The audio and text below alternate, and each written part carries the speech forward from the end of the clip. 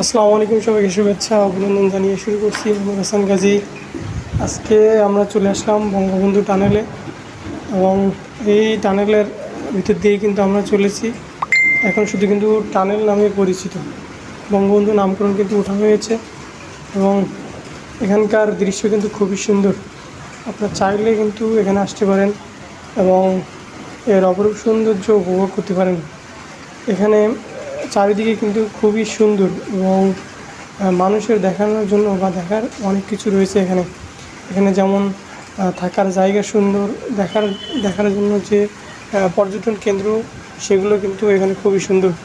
আসলে সব মিলিয়ে কিন্তু এখানে অনেকটাই সুন্দর বলে আমরা মনে করি এবং এখানে সরকার খুব ভালো কাজ করছে এবং অন্যান্য ভাস্কর্য বা অন্যান্য কনস্ট্রাকশন কাজের মতোই কিন্তু এখানে খুবই সুন্দরভাবে কাজ করছে।